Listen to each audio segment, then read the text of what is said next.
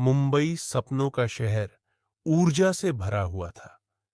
गगनचुंबी इमारतें ऊपर आसमान को छू रही थीं, जबकि सड़कों पर विक्रेता, गाड़ियां और पैदल यात्री चहल पहल कर रहे थे। स्ट्रीट फूड की मीठी महक हवा में घुली हुई थी, जो हॉर्न और बातचीत की आवाजों के साथ मिलकर शहरी जीवन का एक अद्भुत संगीत बना रही थी। लेकिन इस शहर में कोई बहुत जल्द अकेला होने वाला था। किसी का दिल टूटने वाला था और एक गरीब कॉलेज स्टूडेंट पर कुछ नई जिम्मेदारियां आने वाली थी। ट्रिन ट्रिन, ट्रिन ट्रिन। मैनेजर, वो बदसूरत गरीब लड़का कहाँ है? उसका फोन बज रहा है और वो यहां नहीं है। देव, जी सर, आ रहा हूं। मैनेजर, देखो, तुम्हारा फोन बज रहा है। देव, माफ कीजिए सर, मैं अपनी गर्लफ्रेंड के लिए केक खरीद रहा था और अब मैं निकल रहा हूं। शुभ रात्रि सर। मैनेजर, अच्छा लड़का है। अचानक मैनेजर का फोन बजता है। मैनेजर, जी मैडम, रुको देव, एक और डिलीवरी है।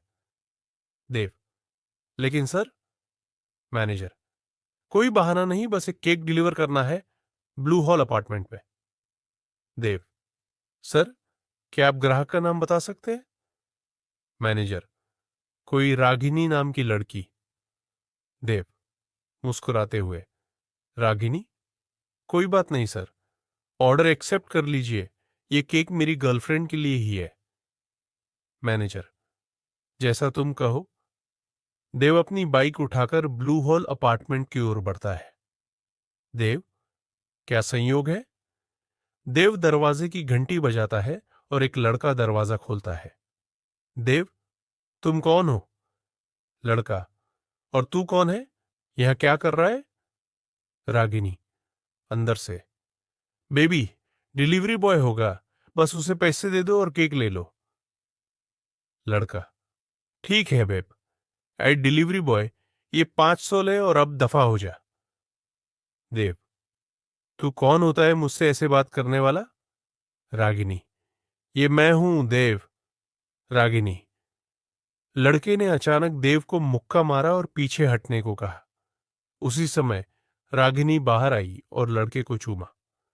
रागिनी, हेलो डिलीवरी बॉय, मेरा मतलब देव, मिलो इनसे, ये है मेरे नए बॉयफ्रेंड अर्जुन। देव, क्या? रागिनी ने बिना कोई और बात के केक लिया और दरवाजा बंद कर दिया। देव वहीं खड़ा रह गया, सदमे में। वो इस बात पर यकीन नहीं कर पा रहा था कि जिस लड़की से उसने 3 साल तक प्यार किया, उसने उसे बिना किसी वजह के धोखा दे दिया। टूटे हुए दिल के साथ वह एक वाइन शॉप गया, अपनी सारी जमा पूंजी से शराब खरीदी और इतना पी लिया कि फुटपाथ पर ही बेहोश हो गया। अगली सुबह, देव, मैं कहाँ हूं? अचानक बीती रात की सारी घटनाएं उसकी आंखों के सामने घूमने लगी। देव, उसने ऐसा क्यों किया? मुझे उससे पूछना होगा। गुस्से में वो सीधे रागिनी के घर पहुंचा, जहां वे दोनों साथ रहते थे। देव ने दरवाजे की घंटी बजाई और रागिनी ने दरवाजा खोला। देव, मैं बस एक चीज जानना चाहता हूं, क्यों? तुमने मेरे साथ ऐसा क्यों किया? तुमने मुझे धोखा क्यों दिया? रागिनी, क्यों किया? ये तुम्हें खुद समझ नहीं आता? जरा खुद को देखो, कोई तुम्हें अपना बॉयफ्रेंड कैसे बना सकता है? तुम गरीब हो और मैं तुम्हारे साथ जिंदगी भर स्ट्रगल नहीं करना चाहती।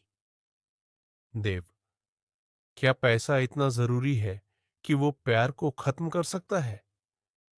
रागिनी, हाँ, देखो अर्जुन को, वो अमीर है, हैंडसम है और मेरी सारी ख्वाहिशें पूरी कर सकता है। अब जाओ यहां से और दोबारा मुझसे मिलने की कोशिश मत करना। देव वहां से चुपचाप निकल पड़ा। फुटपाथ पर चलते हुए उसकी आंखों के सामने उन सभी पलों की झलकियां आने लगी। रागिनी के साथ बिताए हुए प्यारे पल, उनकी हंसी मजाक, मासूम झगड़े और वो सब कुछ जो अब सिर्फ एक याद बनकर रह गए थे।